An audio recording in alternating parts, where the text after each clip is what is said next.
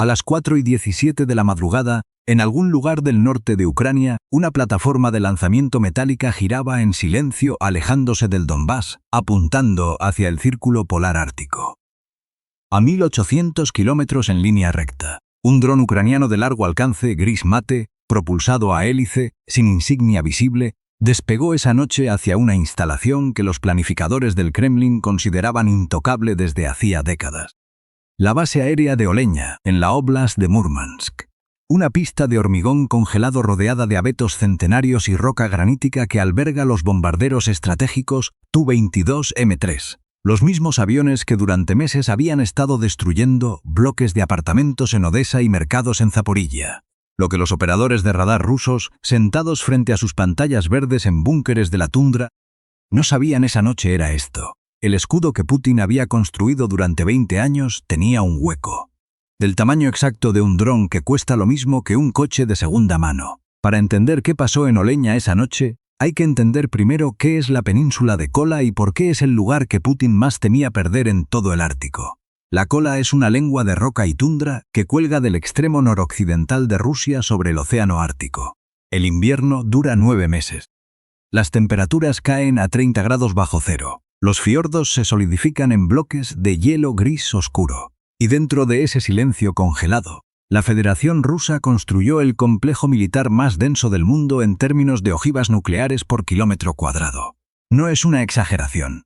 Los analistas del Instituto Internacional de Estudios Estratégicos de Londres llevan décadas confirmando esa densidad.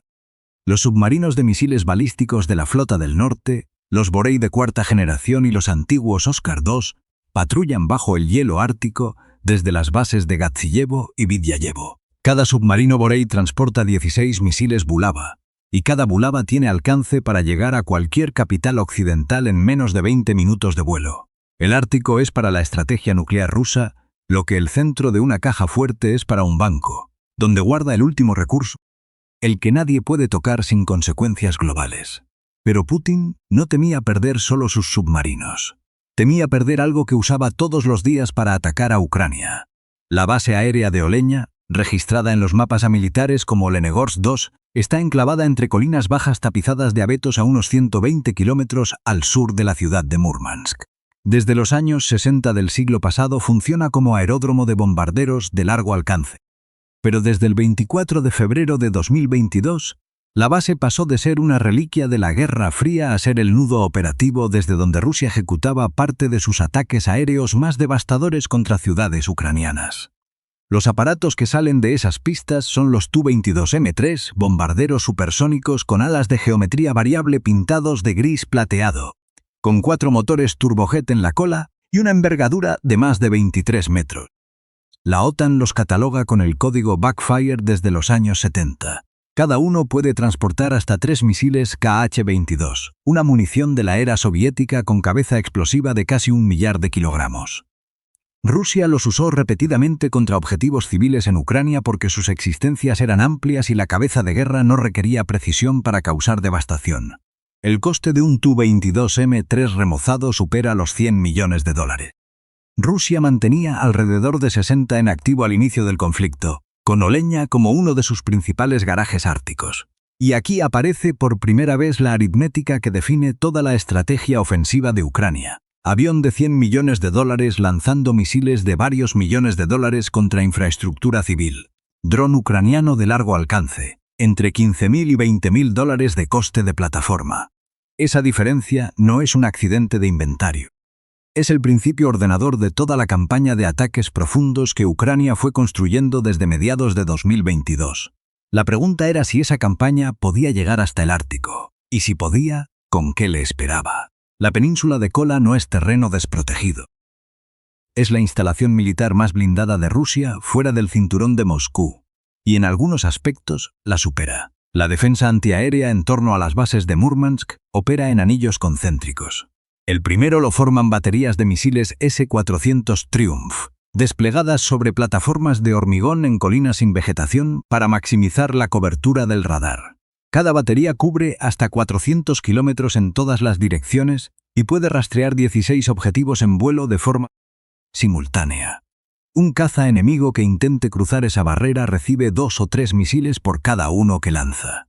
Dentro del segundo anillo funcionan los sistemas Tor M2, torretas sobre orugas con radar integrado diseñadas para altitudes bajas y medias, y más cerca del perímetro de las instalaciones, los Pansir S1, plataformas sobre camión con cañones de 20 milímetros y misiles de intercepción de último momento. La combinación de los tres sistemas forma lo que la doctrina rusa llama defensa en profundidad. Si algo cruza el primer filtro, el segundo lo frena, y si escapa del segundo, el tercero cierra el hueco. Durante décadas ese esquema fue suficiente porque la amenaza que los planificadores militares soviéticos y rusos tenían en mente llegaba siempre del mismo sitio. Aviones de combate a 9.000 metros de altitud, misiles balísticos descendiendo desde la estratosfera, cohetes que viajan a 5 veces la velocidad del sonido. Los radares apuntaban hacia arriba y hacia el horizonte lejano porque el peligro siempre venía desde ahí. Lo que ningún manual de doctrina de los años 80 contempló seriamente era un objeto pequeño, propulsado a hélice, que volase a 200 km por hora pegado al perfil del terreno, siguiendo la curva de las colinas de la tundra ártica. Un objeto con sección radar mínima, sin calor de motor a reacción, sin emisiones de radio identificables. El tipo de objeto que los sistemas de vigilancia de largo alcance no registran porque no encaja en ninguna firma que les hayan enseñado a buscar. Piénsalo como un perro pastor adiestrado para detectar camiones que se acercan por la carretera. El perro huele el gasoil, siente la vibración del asfalto, reconoce el sonido del motor a distancia. Pero si alguien cruza el jardín trasero caminando descalzo y despacio, el perro ni levanta la cabeza. Los equipos ucranianos de planificación de ataques profundos identificaron esa vulnerabilidad desde los primeros meses del conflicto y la explotaron de forma sistemática. Cada misión enseñaba algo. Cada ruta que fallaba afinaba la siguiente. Cuando llegó el momento de fijar a Oleña como objetivo, la lección ya estaba aprendida. La operación sobre Oleña no empezó en la plataforma de lanzamiento. Empezó semanas antes, en mesas de análisis con imágenes satelitales de alta resolución, donde los planificadores ucranianos marcaron la posición exacta de los hangares de los bombarderos, las plataformas de aparcamiento, los depósitos de queroseno y las torres de radar perimétricas. Distancias al milímetro sobre el mapa. Nada improvisado. El dron utilizado en esa operación pertenece a la familia de plataformas de largo alcance que Ucrania fue desarrollando de forma acelerada desde el primer año de la invasión a gran escala. Son aparatos de entre 4 y 6 metros de envergadura, con motores de pistón silenciosos, capaces de volar durante 12 horas seguidas a altitud baja.